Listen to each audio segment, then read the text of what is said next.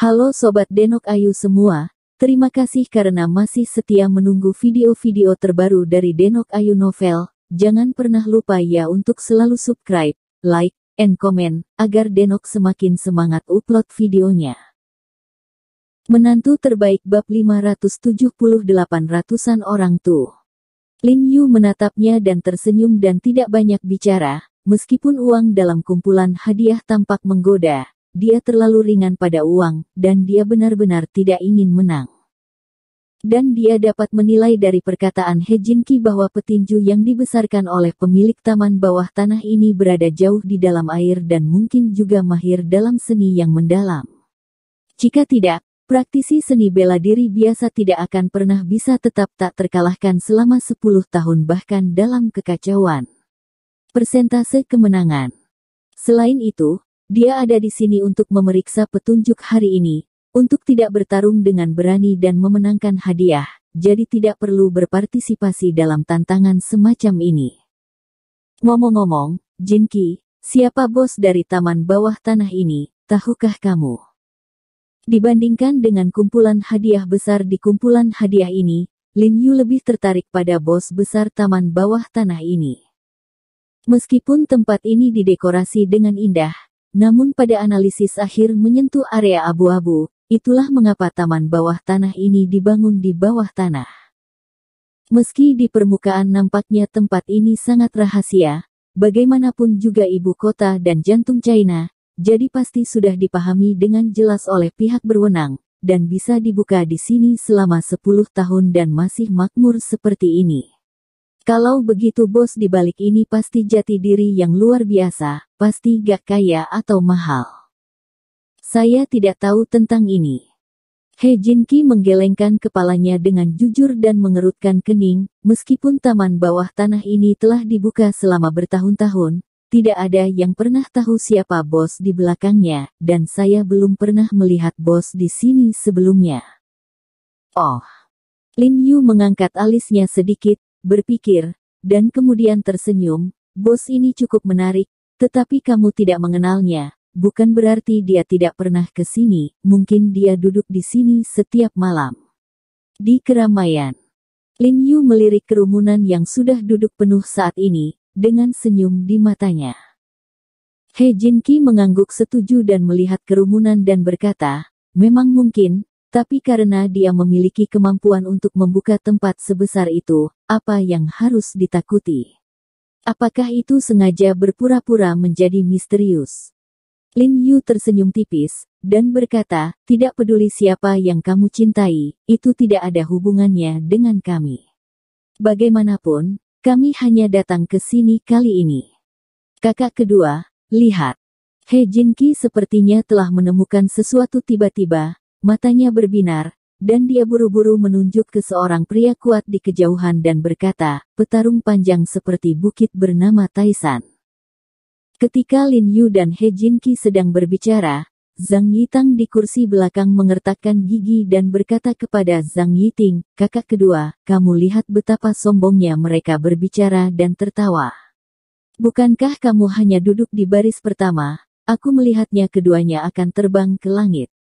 Coba saya katakan, mari kita habiskan puluhan juta dan duduk bersama mereka. Bukannya kita tidak punya uang. He Jinki menyebut Lin Yu sebagai adik keduanya, kebetulan Zhang Yiting, sebagai anak kedua dari keluarga Zhang, harus memanggil adik keduanya. Artinya, Tuan Zhang, saya juga ingin menjadi barisan depan. Wanita dengan pakaian bedak menempelkan dadanya ke lengan Zhang Yitang dan meremasnya, mencibir dan mengayunkan tubuhnya dengan genit. Diam. Mata Zhang Yiting membelalak, dan dia meneriaki Zhang Yitang dengan suara dingin, apa kau tidak tahu untuk apa uang kami? Lihat dirimu, kau terstimulasi oleh hal sekecil itu. Hal besar apa yang bisa dilakukan, ingat, kebocoran kecil akan menenggelamkan kapal besar. Tapi saudara kedua, aku tidak bisa menelan nafas ini. Zhang Yitang mengertakkan gigi dan berkata dengan pahit. Dia selalu bersaing dengan He Jinki, dan semuanya dibandingkan dengan He Jinki. Sekarang dia melihat kakak kedua, He Jinki begitu kuat, dia patah hati.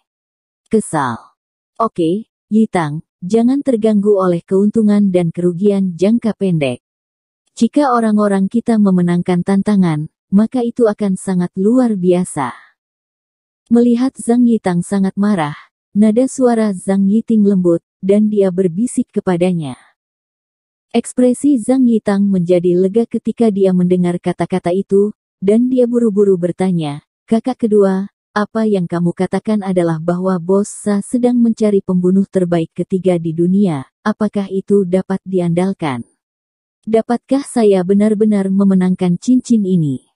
Kali ini Zhang Yiting secara khusus mengundang salah satu dari 3 teratas di dunia dari luar negeri, yang bergegas ke kumpulan hadiah besar di kumpulan hadiah ini. Benar-benar dapat diandalkan.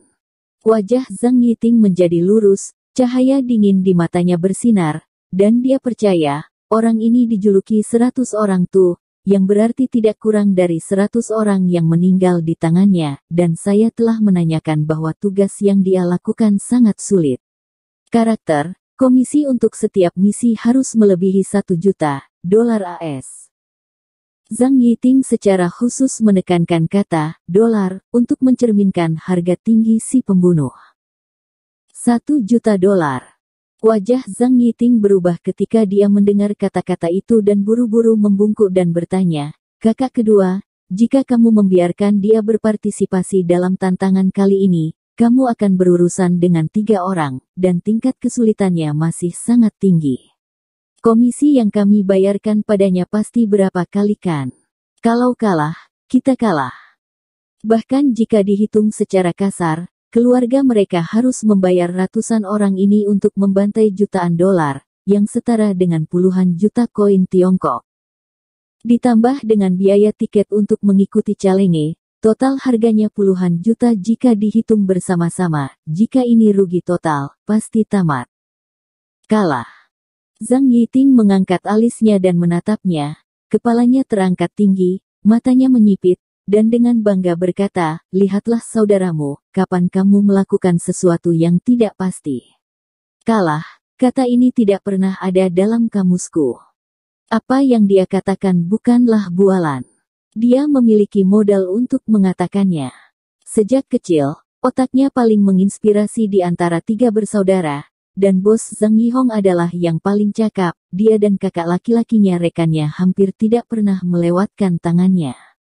Kakak laki-lakinya terkenal, dan dia telah menjadi salah satu dari 3 tokoh terkemuka di ibu kota.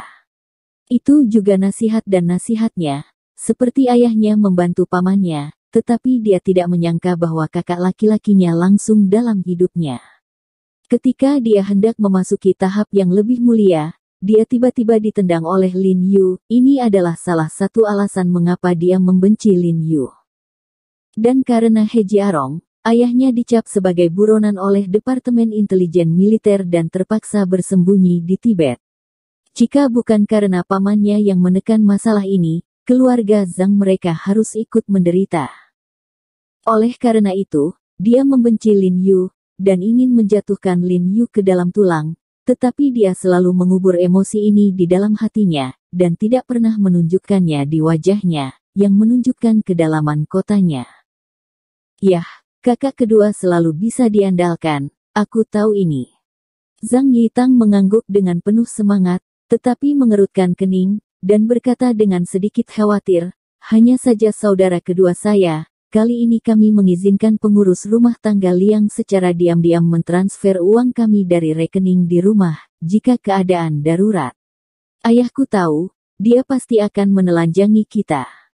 "Oke, tutup mulut gagahmu, bukankah aku bilang tidak apa-apa?" Zhang Yiting mengerutkan kening, dan berteriak pada Zhang Yitang dengan marah, "Mengapa kamu tidak berpikir lebih baik, jika kita menang? Lebih dari 2 miliar bonus ada di tangan, ketika saatnya tiba, kita dan Zhang reputasi keluarga akan bergema di seluruh ibu kota. Paman memuji kita terlambat." "Itu juga benar."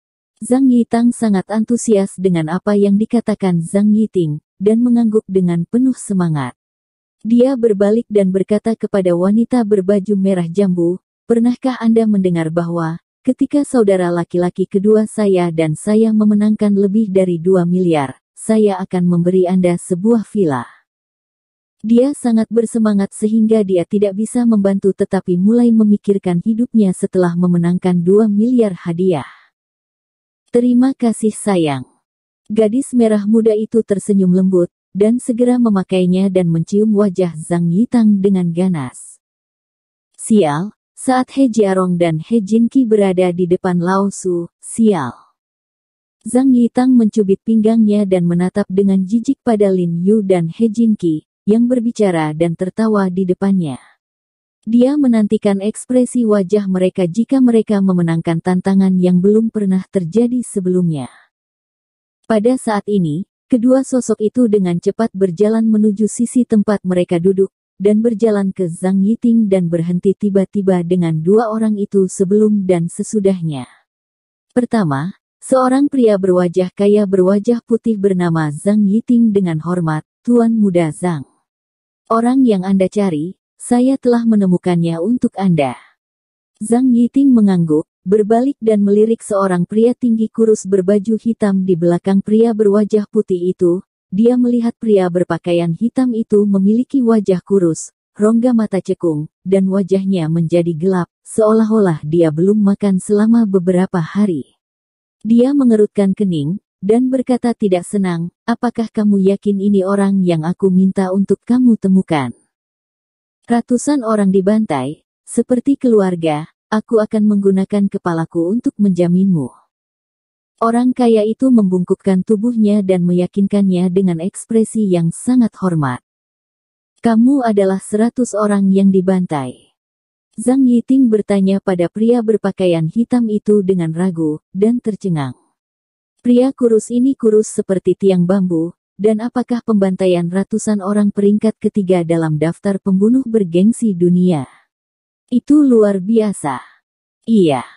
Pria berbaju hitam itu berkata tanpa emosi dalam suaranya. Saat dia berbicara, wajahnya terasa dingin, tanpa ekspresi sedikit pun, dan bekas luka mengerikan dari sudut mulut hingga belakang telinganya membuatnya terlihat sedikit menakutkan. Lihat para petarung di belakang panggung yang sekuat sapi. Apa kau pernah mengalahkan mereka? Zhang Yiting mengerutkan kening dan bertanya. Bai Rentu tidak terburu-buru untuk setuju, dan menyapu dua petinju kuat yang berbicara di belakang panggung, dan berbisik, 11 detik, 18 detik. Apa yang kamu bicarakan? Zhang Yiting bertanya dengan curiga. Waktu yang dibutuhkan untuk menjatuhkan mereka.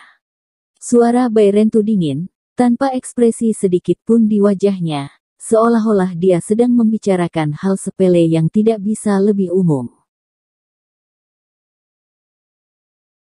Bersambung. Terima kasih sahabat Denok yang sudah mendengarkan video ini.